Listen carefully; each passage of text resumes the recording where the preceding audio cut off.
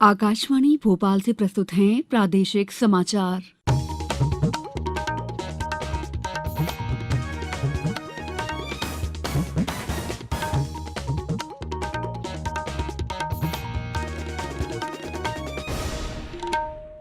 नमस्कार, समाचारों के साथ मैं दीपा सिंह। प्रधानमंत्री नरेंद्र मोदी ने सभी राज्यों से अमृतकाल में भारत को विज्ञान और प्रौद्योगिकी का वैश्विक केंद्र बनाने के लिए मिलकर काम करने का आग्रह किया है। वे आज वीडियो कॉन्फ्रेंसिंग के माध्यम से अहमदाबाद की साइंस सिटी में 2 दिन के केंद्र राज्य विज्ञान सम्मेलन का उद्घाटन करने के बाद सभा को संबोधित कर रहे थे। श्री मोदी ने राज्यों से वैज्ञानिकों को सभी आवश्यक सहायता प्रदान करने और विज्ञान तथा प्रौद्योगिकी संस्थानों के निर्माण पर जोर देने को कहा। उन्होंने कहा कि राज्यों के उच्च शिक्षा संस्थानों में भी इनोवेशन लैब की संख्या बढ़ाई जानी चाहिए।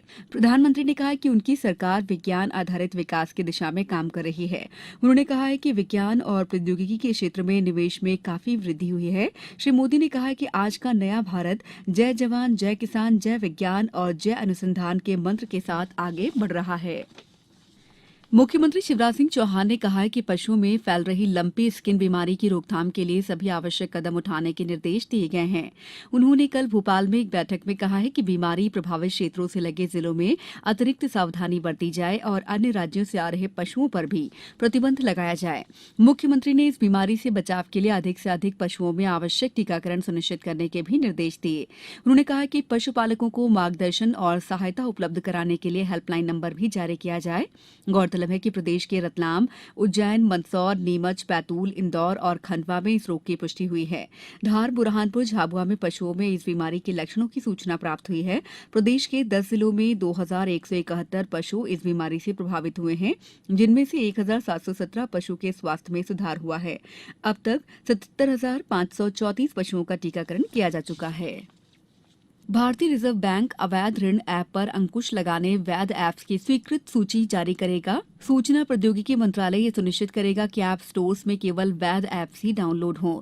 वित्त मंत्री निर्मला सीतारमण की अध्यक्षता में कल नई दिल्ली में इस बारे में हुई बैठक के बाद ये भी निर्णय लिया गया है कि रिजर्व बैंक ऐसे अवैध खातों की निगरानी करेगा जिन्हें धन शोधन के लिए इस्तेमाल किया जा सकता है। साथ ही वो निष्क्रिय गैर बैंकिंग वित्तीय संस्थानों को भी रद्द करेगा ताकि इनका दुरुपयोग रोका जा सके। इधर मध्य प्रदेश में भी अवैध ऋण ऐप पर सख्ती से रोक लगाने के निर्देश दिए गए हैं। राज्य के अपर मुख्य सचिव डॉक्टर राजेश राजौरा ने भोपाल में एक बैठक में निर्देश दिए हैं कि अवैध तरीके से ऋण ऐप संचालित कर धोखाधड़ी करने वालों के विरुद्ध सख्त कार्रवाई की जाए। ब्रिटेन की महारानी एलिजाबेथ द्वितीय के सम्मान में केंद्र सरकार ने कल 11 सितंबर को एक दिन के राष्ट्रीय शोक की घोषणा की है। इस दौरान भारत में राष्ट्रीय ध्वज आधे झुके रहेंगे और सरकारी स्तर पर कोई भी मनोरंजक कार्यक्रम नहीं होंगे। गृह मंत्री डॉक्टर नरोत्तम मिश्रा ने कहा है कि अपराधियों से निपटने में किसी भी प्रकार की रियायत न बरतें और उनसे सख्ती से निपटा जाए। डॉक्टर मिश्रा ने कल सतना जिले के मैहर में जिले की कानून व्यवस्था की समीक्षा बैठक में ये निर्देश दिए।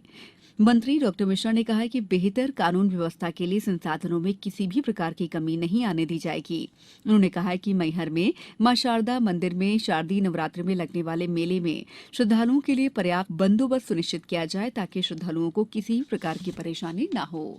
प्रदेश में 18 जिलों के 46 नगरीय निकाय में हो रहे चुनाव के लिए पार्षद पद के 1017 नामांकन पत्र प्रस्तुत किए गए हैं। इनमें से 514 पुरुष और 503 महिला अभ्यर्थियों के नाम निर्देशन पत्र प्रस्तुत किया है।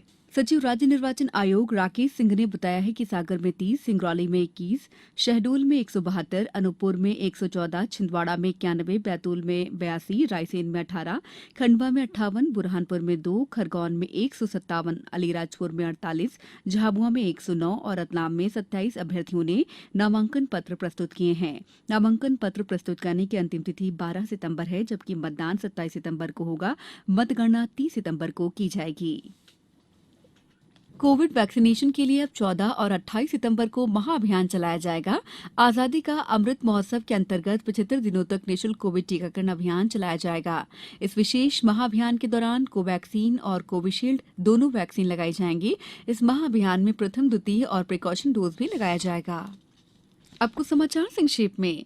गणेश प्रतिमाओं के विसर्जन के साथ ही 10 दिवसीय गणेशोत्सव पर्व का समापन हो गया है। जबलपुर में यूरिया वितरण में अनियमितताओं के बाद मुख्यमंत्री शिवराज सिंह चौहान के निर्देश पर जिला प्रशासन ने 130 मीट्रिक टन यूरिया जब्त किया है।